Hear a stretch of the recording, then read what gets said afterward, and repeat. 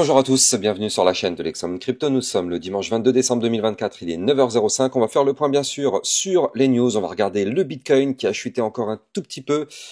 Je vous avais dit de toute façon que la chute n'était pas forcément terminée. On va regarder pourquoi, on va regarder quels sont les targets et on va regarder aussi bien sûr ce que font les altcoins. Allez, on s'installe avec cette cryptomap de nouveau dans le rouge quand même, avec des contre-performances encore assez violentes, avec du -5, -10, -9, -11. Ouais, c'est quand même assez difficile encore pour la journée.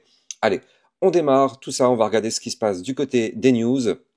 Alors, on démarre avec Crypto-Létante qui nous pousse que Michael Saylor veut propulser les USA en tête de l'économie numérique mondiale. Ses propositions, en fait, c'est créer une réserve stratégique Bitcoin, générer entre 16 000 et 81 milliards de dollars pour le trésor, renforcer le dollar et neutraliser la dette nationale.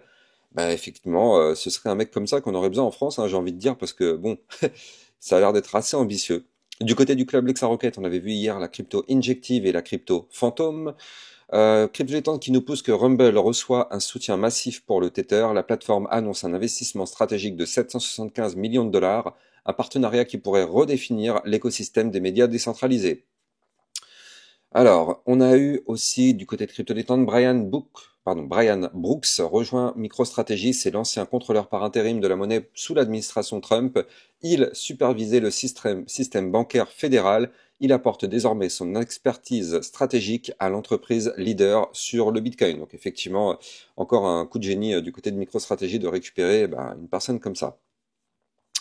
Hier midi, on avait vu la crypto XRP, on avait vu le gala dans le club Lexa Rocket. D'ailleurs, en parlant du club, je rappelle qu'il y a une promotion avec le code promo Noël30 qui permet d'avoir 30% sur le prix de votre abonnement. N'hésitez pas à taper dedans, c'est jusqu'au 25 décembre 2024 à minuit. Vous avez juste à saisir le code Noël30 au moment où ça vous est proposé de saisir un code. Et effectivement, ça vous appliquera la réduction. Donc n'hésitez pas à taper dedans. Et je rappelle que le club Lexa Rocket, ça vous permet de recevoir encore plus de vidéos, avec des vidéos concernant des potentielles pépites et des vidéos de suivi régulières par rapport à toutes vos altcoins. Du côté de Discord, oui, je rappelle, il y a un Discord avec une communauté qui permet aussi de vous entraider, poser des questions entre vous et tout ça. Donc n'hésitez pas, vous avez le lien du Discord en description de cette vidéo. N'hésitez pas de venir rejoindre la communauté.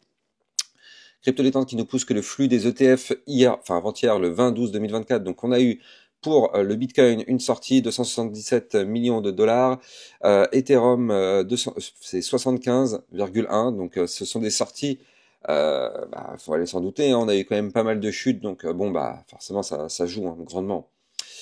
Toujours du côté de Crypto Détente, Relais App augmente ses réserves en Bitcoin. En effet, la société suisse ajoute 13 Bitcoin, donc 1,12 million de dollars, à son bilan, portant son total à 30 Bitcoin, une étape majeure pour l'adoption institutionnelle en Europe. Alors oui, on pourrait croire que effectivement 13 Bitcoin, c'est pas beaucoup par rapport à ce qu'on a connu du côté de Mara, du côté de MicroStrategy, mais 13 Bitcoin, ça fait quand même beaucoup, sachant que si c'est faire ce type d'opération régulièrement, bon, c'est quand même pas mal.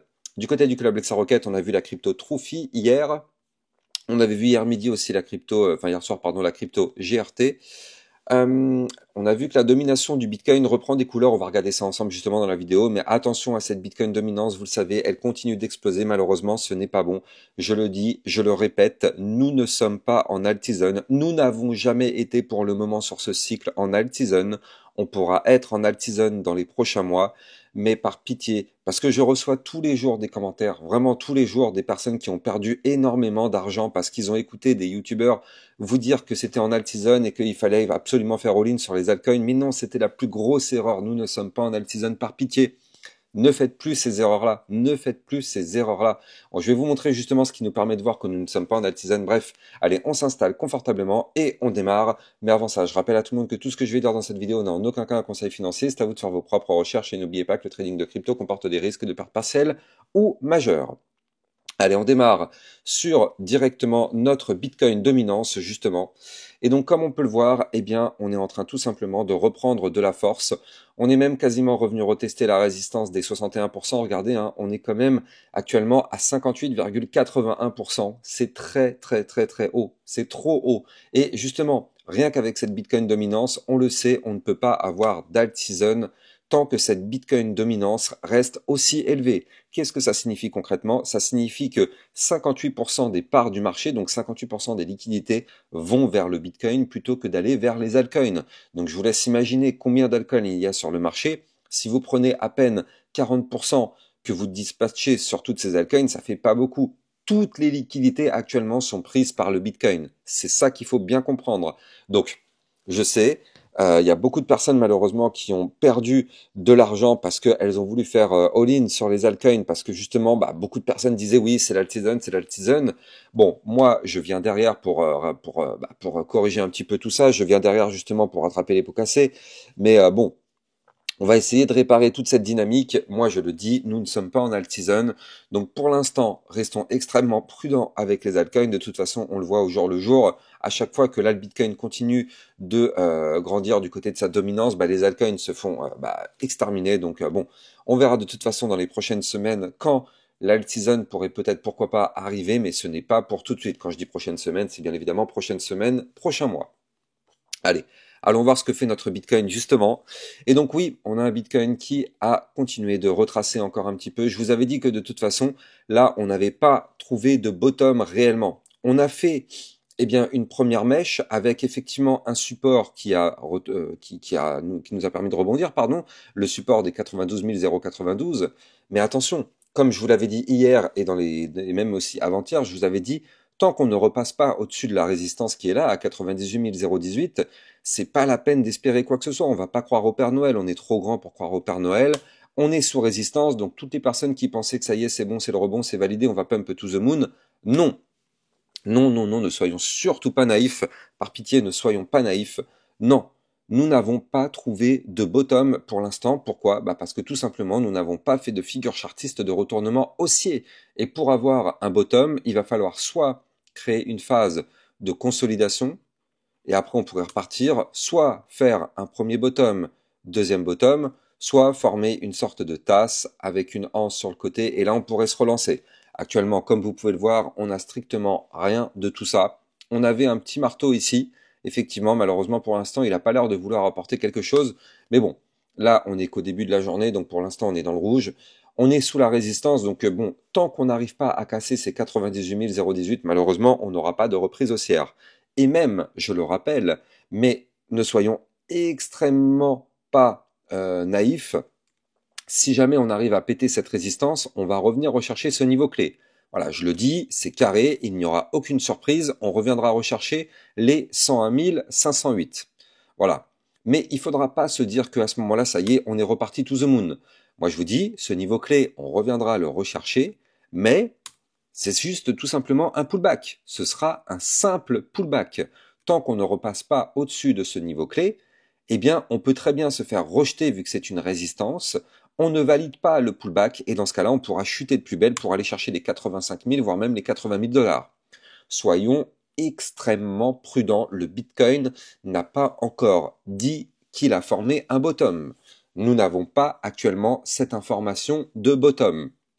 Donc c'est pour ça, il faut vraiment rester très prudent.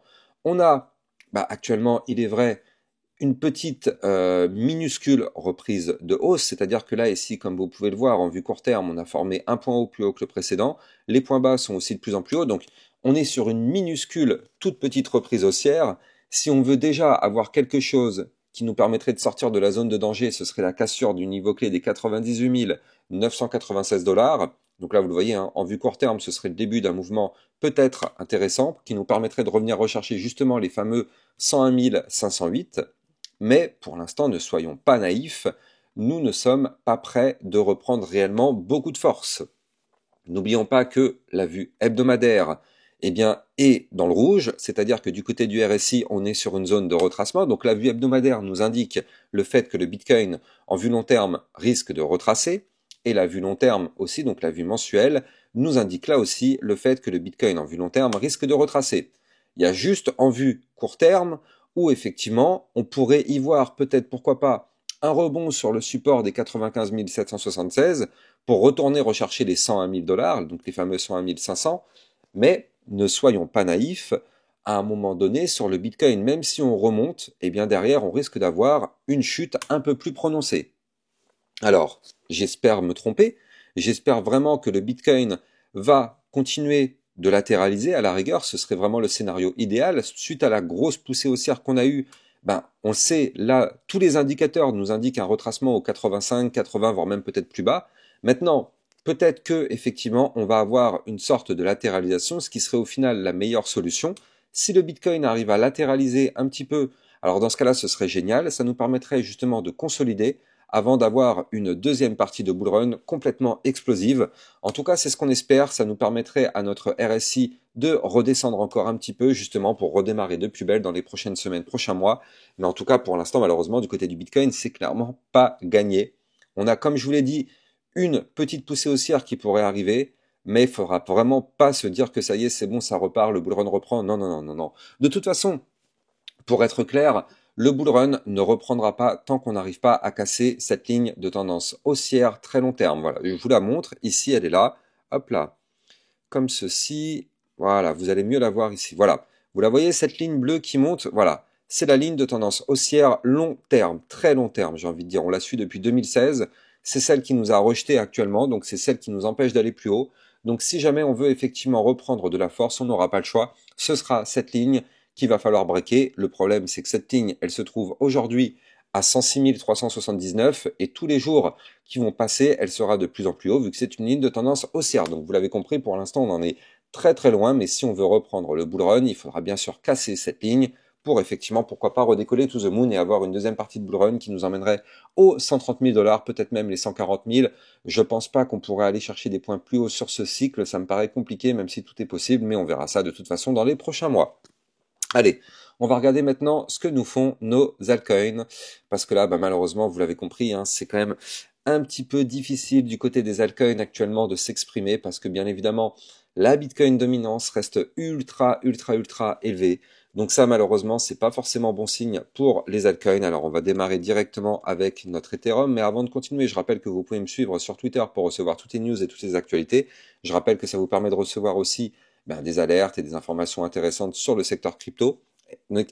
Et n'oubliez pas aussi de venir rejoindre le club LexaRocket, vous avez le lien en description de cette vidéo pour recevoir des vidéos d'analyse technique sur toutes vos cryptos, le Jasmine, le Render, le Fetch, le Tao, le CKB, bref, toutes les cryptos, le TrueFi, tout est analysé dans le club LexaRocket de façon très régulièrement. Et ça vous permet aussi d'avoir de temps en temps des potentielles crypto-pépites. Donc vous avez aussi, comme je vous disais tout à l'heure, le code promo Noël30 qui vous permet justement d'avoir le club LexaRocket avec 30% sur l'abonnement. Donc n'hésitez pas à taper dedans le code promo Noël30. Allez, on continue donc justement du côté de l'Ethereum. Alors pour l'instant, l'Ethereum, la bonne nouvelle, c'est que le support des 3294, pour l'instant, depuis 3 jours, il tient. Vous voyez, on avait fait une grande mèche ici. Hier, on est revenu le tester de nouveau. Aujourd'hui, on est venu tester de nouveau le support. Les 3294, pour l'instant, ça a l'air de suffire. Alors, attention, je rappelle qu'à la seconde où le Bitcoin chute, tout le marché crypto chute. Donc, c'est-à-dire que là, l'Ethereum va casser son support si le Bitcoin chute. Maintenant, pour l'instant, ça tient. Est-ce qu'on peut dire que ça y est, c'est bon, on est reparti to the moon? Pas du tout. Grave erreur que de penser ça. Si jamais on arrive à rebondir sur ce support, on ira chercher le suivant à 3434 $. Et si on casse ces 3434 $, ce serait pour remonter chercher le haut du range. Le haut du range ici à 3648 $. Et pour moi, si on veut effectivement reprendre de la force, eh bien, il va falloir casser ici la zone des, combien c'était, les 3765 $. Si effectivement on arrive à breaker cette ligne, alors oui, l'Ethereum pourrait continuer de pousser et aller chercher ces targets qui sont pour ce cycle beaucoup plus hautes. Je rappelle que sur l'Ethereum actuellement, on est rejeté sur un niveau clé extrêmement important, un niveau clé majeur, j'ai envie de dire, parce que effectivement, ce niveau clé qui nous a rejeté actuellement, les 3768 $, eh bien tout simplement, c'est la ligne de coup d'un pattern en ta séance. Donc je vais le mettre en bien gros ce trait, comme ça on ne peut pas le louper. Voilà. Vous la voyez, cette ligne jaune, voilà, c'est la ligne de coup de la gigantesque ta séance mensuelle. Donc là, du coup, effectivement, on sait que si on break le niveau clé des 3768, on pourrait décoller pour aller chercher les 6472, voire même les 7000 $. Mais pour l'instant, en tout cas, ce niveau clé est une belle résistance et on n'arrive pas à péter ce niveau clé. Donc pour l'instant, on est en dessous. Tant qu'on n'arrive pas à péter ce niveau clé, on fait que surveiller l'Ethereum. Par contre, le jour où on pète ça, l'Ethereum pourrait littéralement exploser. Donc là, effectivement, il faudra surveiller ça. Mais pour l'instant, c'est pas pour tout de suite. Allez, on finit avec la crypto Chainlink. Hop là, le link USDT. Voilà, parfait. Hop là, donc du côté de la crypto Chainlink, actuellement, c'est exactement pareil, hein, on est sur une phase de retracement. Alors, Je rappelle que toutes ces cryptos sont disponibles sur Binance. Vous pouvez trader sur cette plateforme en utilisant mon lien de parrainage. Ça vous permet d'obtenir un bonus à vie sur vos frais de trading et surtout ça vous permet de trader sur une plateforme régulée en France parce qu'elle est enregistrée PSAN auprès de l'AMF. Donc n'hésitez pas à taper dedans. Le lien est en description de cette vidéo. Du côté de la crypto Chainlink, il faut absolument qu'on arrive à récupérer la résistance qui est ici, les 22,92. Je rappelle que d'un point de vue long terme, on est actuellement sur un retracement, mais pour l'instant, ça a l'air de rebondir sur le 0,5 Fibonacci à 20,43 $. Ce niveau clé, pour l'instant, nous permet de tenir, donc tant mieux. Et donc, si justement on arrive à tenir, il faut absolument maintenant reprendre de la force. Il faut récupérer les 26,01 et il faut absolument récupérer ici la zone des 30,99 $ si on veut faire quelque chose d'intéressant. Pourquoi je vous dis ça? Parce que là, on est en train de former une sorte d'épaule, tête, peut-être épaule, qui nous permettrait de chuter. Donc, il va falloir absolument casser cette figure chartiste qui est en cours de formation en cassant les niveaux clés qui nous permettraient de remonter. Parce que là, je rappelle que si on arrive à former cette épaule tête-épaule, si on break la ligne de coup qui est ici, hein, cette ligne, elle est là, on la connaît. Quoi qu'il arrive, si on break les 22,06, on est en danger. On est en danger pour aller chercher les 20,88 $, voire même les 18,12 $ ou encore, pourquoi pas, les 14,88 $. Donc attention à ça. Attention à ça, il faut impérativement se tirer de cette situation dangereuse. Donc pour ça, on n'a pas le choix. Il faut récupérer les 22,92 et les 26,01. Déjà, si on arrive à récupérer les 26,01, on pourra respirer un petit peu, mais il faudra surtout récupérer déjà dans un premier temps le dernier point haut à 29,26 et pour moi vraiment les 30,91.